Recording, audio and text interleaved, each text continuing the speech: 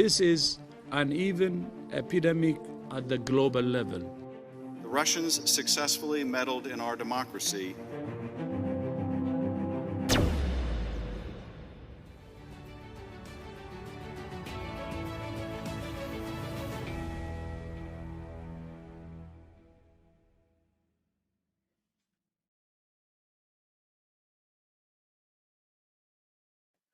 Welcome back, and a reminder, we'd love to have you engage with us on social media with the hashtags CDS2020 or Defend Democracy. Also, we are waiting for your questions.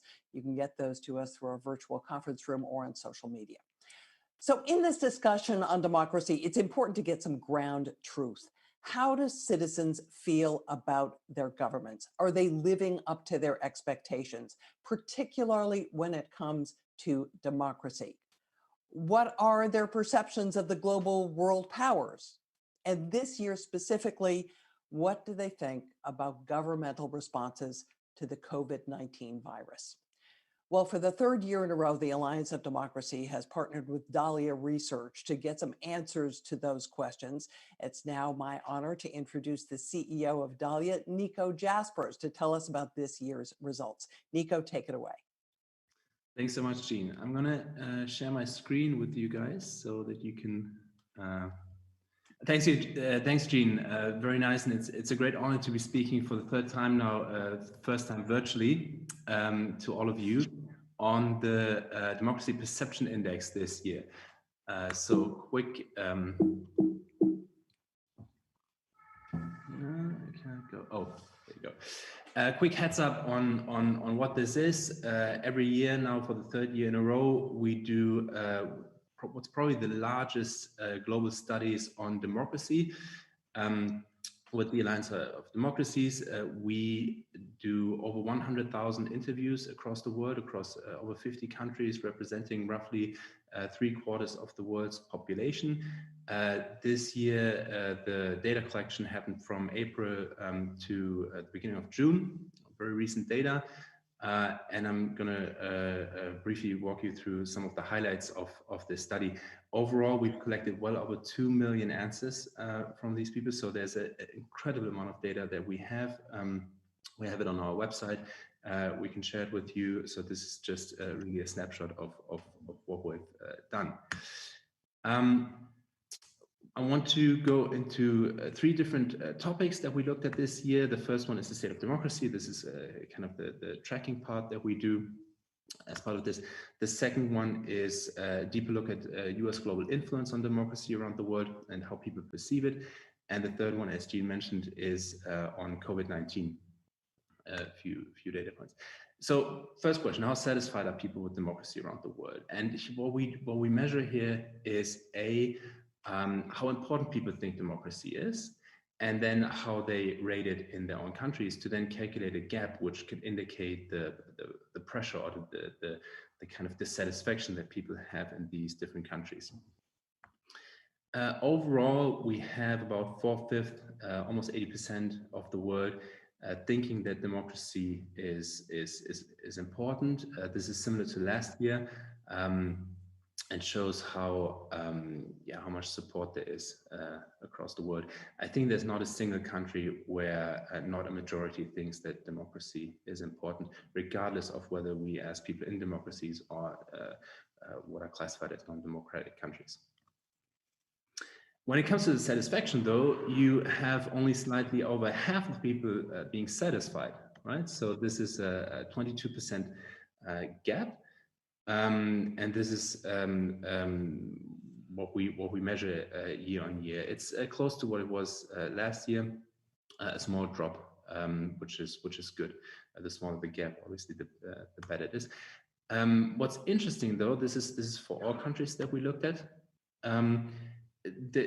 There's not a huge difference between all countries and those that are classified as democratic. So even in democracies, there's a quite considerable gap. And it's not as if everyone who's living in democracies is happy and everyone who's living in non-democracies not. No, in both types of countries, as classified by Freedom House, there's a quite considerable gap. Now, if you look at the countries overall, we do this We have this also on our website for you to take a closer look. There's obviously a huge variation. At the top, you have the new number 1 ranked is Taiwan. Used to be last year was Switzerland. Switzerland is now number 3, and at the bottom you have countries like Hungary, Poland, and Venezuela. So these are countries where the gap, Hungary, Poland, and Venezuela, but also Ukraine, Nigeria, Egypt. These are countries where people say it is very important to be democratic, or democracy is very important, and they are very dissatisfied with the state in their country. Yeah, maybe if you have questions, we can dig a bit deeper on that later on. The next, there I am. The next question that we looked at was, how do people see the US? How do people see the impact of the US on democracy around the world? This is something that we also did last year, so we have some time series data here. And the result is, and this is similar to last year, also very much split, right? So you have lots of countries, we've seen this before as well, in Africa, in Southeast Asia, very much seeing the US as a force for good, as a force for democracy around the world, also in parts of Latin America, but then probably worryingly, almost all of Europe, with the exception of some Eastern European countries, are very skeptical. And when you dig deeper, only 30% of people in Europe think the US has positive influence on democracy around the world, and almost half think it has a negative impact. So this should really give us some pause, something certainly to reflect upon. Also having Canada in there, very worrying, I would say, from someone. I'm in Berlin right now, and Berlin obviously has a very specific history with regard to democracy and the US. If you, and this is comparing 2019 to 2020, if you look at all the countries that we surveyed, there are only very few who where the image of the US as a force for good on democracy has improved, and for the vast majority of countries it has decreased. For some countries considerably. With China, we've seen a tremendous drop in almost 50 percentage points. This is really, really huge and very alarming. Last year, the Chinese population was more neither positive, didn't see the US as particularly positive, but also not as particularly negative. And now it sees the US as overwhelmingly negative. But in many other countries, also the perception of the US as a force for democracy, to promote democracy, has decreased, and this is a trend that we see pretty much across the world, with a few exceptions. So the third area that I wanted to quickly dig into is how people perceive the government's reaction to COVID-19, as Jeanne already announced. This is something where we don't have time series data. This is particular to this year, of course. And what you see here is that by and large, people are pretty satisfied with how the governments responded to COVID-19. On average, 70% of the people saw their government's reaction as positive. There are, of course, variations. And you see Brazil, Chile, France, Spain, and Japan very much at the bottom, and the US and Italy and Russia at the bottom of this league table, and China as the country that's rated highest by its own population, followed by Vietnam, Greece, Malaysia, Ireland, and Taiwan.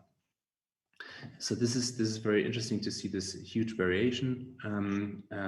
But yeah, each country, of course, everyone of you who's listening, probably your audience from around the world, as always, probably has some context on what's happening there on the ground.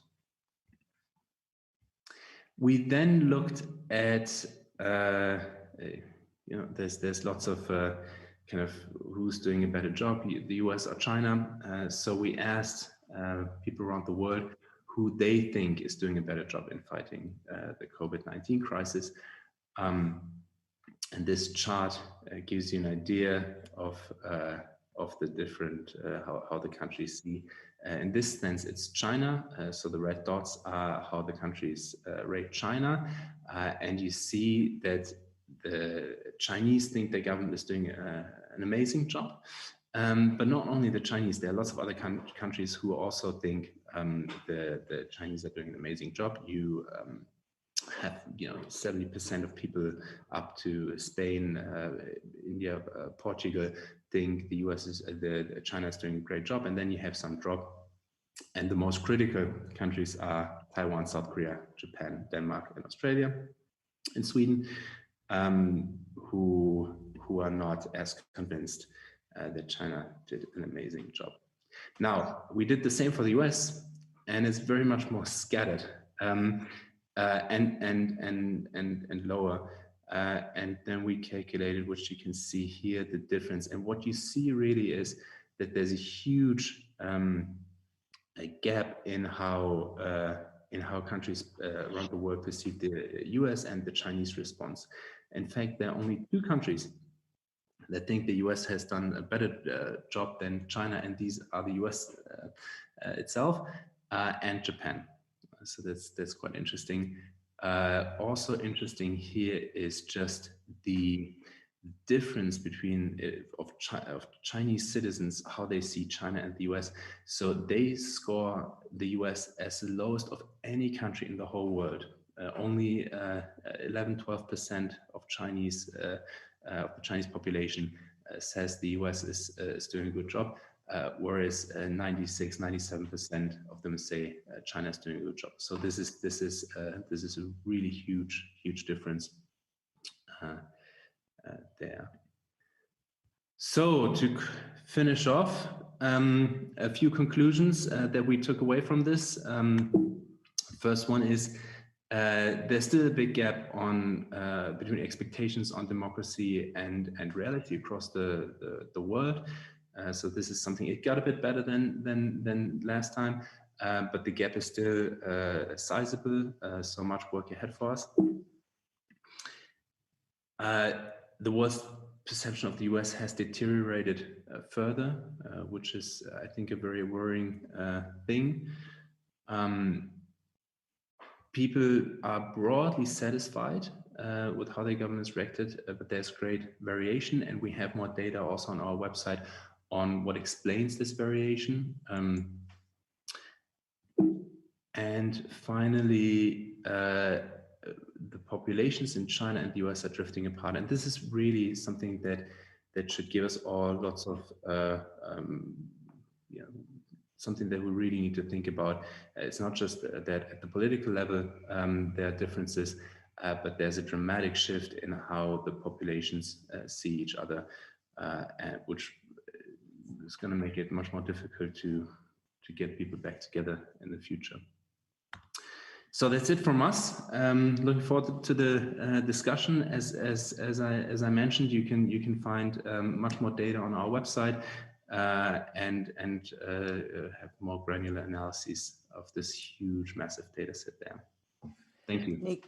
Nico, thanks so much. And a reminder to all of you out there watching to please send us your questions either through our virtual conference room or social media. First, a question or two of my own. I want to ask you, you had some statistics there on how the Chinese viewed the US. Did you also have statistics on how US citizens viewed China? On COVID-19 response? Not necessarily on COVID. No, we didn't. We measured the US influence on democracy, how people perceive that. We haven't yet asked how people perceive the Chinese influence on democracy. That would be quite interesting to actually. Maybe next year. So you said we should all be concerned by the finding on the Chinese attitude towards the U.S. Can you talk to us a little bit more? This is just one snapshot in time, but what does it mean potentially going forward? Well, for me, so I have a very special, Jeanne, I have a very special view on this. We, in Germany and in Berlin, we've had, a difficult century behind us, and it's taken decades for Germany and France, for the people, not just from under the umbrella of the European Union, to get along and to collaborate, but really for the people to kind of build friendships and to to respect each other and to be able to live in peace. And for me, there can always be political differences and problems, but these can be fixed, right? Once the populations, the people drift apart in how they see each other, it becomes much harder to fix. So for me, this is much more worrying to see that the Chinese population sees that there's such a dramatic shift in the public perception of the US there, and then presumably also to some extent in the US. This would take many, many years, if not decades, to fix. Yeah, I don't see much political will right now to come closer together.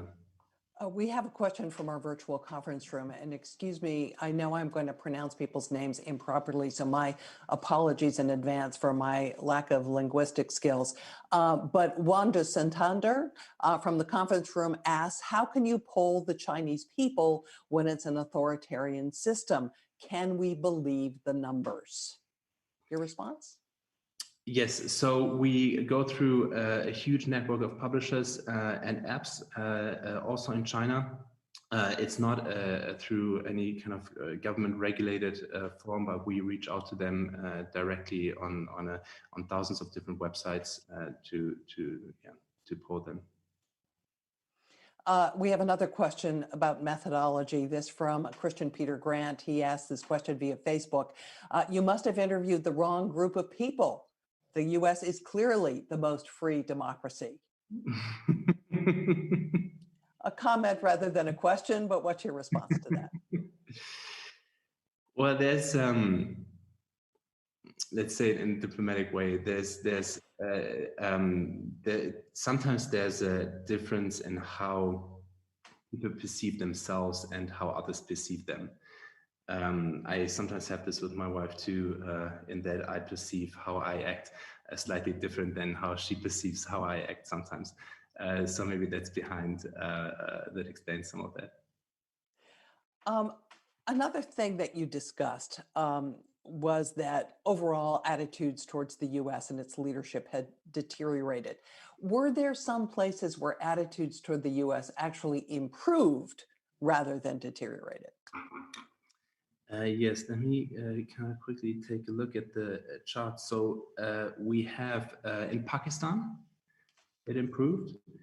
In Mexico, it improved. In Australia, it improved. In all of these countries, only slightly, not dramatically. But there have been some improvements. And then also in Europe, you see some improvements in Austria, but from a very low level. So last time Austria rated the US as the worst, so only I think 5 or 6% of the people saw it as a force driving democracy, and now this is around 14-15%. So from a very low level, you have some improvement. There are countries, there are about a dozen countries where there has been a slight improvement in how they perceive the US. In some of them, though, this is within the margin of error, which in this study is 3.3%, I think. So we shouldn't overinterpret some of these. Did you also ask people about election interference and their worries about the potential for that? We did. This was some of the things that we had to skip in this presentation due to limitations of time, but this was a big topic also last year. And what we've seen here is that I think overall the global average was that 55% of people were very worried about the interference of foreign powers in their own elections. So this is a topic that is there, that is important, and that worries people considerably. And do you happen to recall if that number 55% is an increase from previous surveys? I think it's quite a bit of an increase. I think around 8-9% from last year. Yeah. On the democracy perception gap that you've discussed, was there any rhyme and reason to where the gap was greater or smaller? For instance, did you see a larger gap in autocratic countries than you did in democratic countries? I mean, there's a gap in democratic and autocratic countries, but it's not big. You know, this is something that we've seen last year too. You see in across the world, you see about 22% in autocratic countries. You have a gap of 25%, and then in democratic countries of 17%. So there is a bit of a difference, but it's not as big as you would expect, right? So it's clearly not the fact that people who live in democracies say, okay, everything is nice, no need to worry. Whereas it's only in autocracies where they say, oh, we need more democracy. We had another question in there that where we asked whether people to look at the sources of this, and what we found that around 40% of the people that we polled said that they believe their government is acting only in the interest of a small group, of a small elite. And you see that you see these results in autocracies and democracies alike, especially in Europe, but also in the US. I'm sorry, I'm trying to read the questions here as they come in. There's another one, and I'm sorry, I can't quite make up the name of the person putting this in, but it relates. They ask if there's any data linking satisfaction with the COVID response to the degree of a democracy within a country. We didn't specifically look at this. I saw that The Economist recently did this with our data. So they correlated our data with some other data to see whether there's a link. What you usually see is that there can be a correlation, right? So if people see that their government is critical, as for example in Brazil, they are very critical of their government's response to COVID-19, and there's a correlation with how they also see their democracy working. Another question from the audience: to what extent are public attitudes shaped by the leadership of the countries, and do you expect perceptions to change if there's a leadership change? Yes, it does shift quite a bit, and we've seen this shift specifically for the US over the past years. It does have an impact, but it's not as if a new leader comes along and then suddenly changes the perception of the whole world in an instant, right? It's not that easy, and it's not that direct. It's like with many things. It's very easy to kind of worsen a relationship or perception, and it's very hard to fix it and to build it up again. What should we take from the fact that there is still this quite large democracy perception gap? What is the concern here? For me, the biggest concern really is that people are not satisfied, and in countries where this gap is small, like Taiwan or Switzerland or Denmark for that matter, this might not matter so much. But in countries like Venezuela and Hungary and Poland also, there's something brewing, right? So there's something's going to happen, and this is we've seen this in the past with Brexit, with the rise of the far right in France. We've seen it also in Germany with the rise of the far right or extremist parties in general. And this is worrying. Whenever we see an increase in the gap in certain countries and overall, this is something to worry about, because it means that people have high expectations that are not met. It's fine. It's not good, but I guess it's fine if people have low expectations and the low expectations are met, right? And we see this in some countries. There's not a huge like in Saudi Arabia, for example, the gap is not that big, right? People seem to be satisfied, and in China too, they seem to be satisfied with the situation there. But in other countries, that's not the case, and this is where things will happen that are difficult to predict and foresee. Paul Van Beveren asked a related question. We see a very important gap in Central Europe at the core of the EU. Thoughts on why we're seeing it there? That's a very complex question. We've seen this last year too. We've seen this in previous years. There's in Germany, people might a bit arrogantly say that these countries have less experience with democracy, and there's more of a kind of high hopes and then disappointment. I would say it's very country specific. You really have to look at the different countries. The situation in Hungary is very different from Poland. In the Czech Republic, it's again different. So each country has their peculiarities with regards to how they see democracy or the West, or what people hope, and then what they get. Yeah. Nico Jaspers, we're going to have to leave it there. CEO of Dalia Research. We look forward to seeing what your results are going to be next year in 2021. Thanks for joining us. And coming up, stay with us. We will have an interview with the former Australian Prime Minister, Malcolm Turnbull.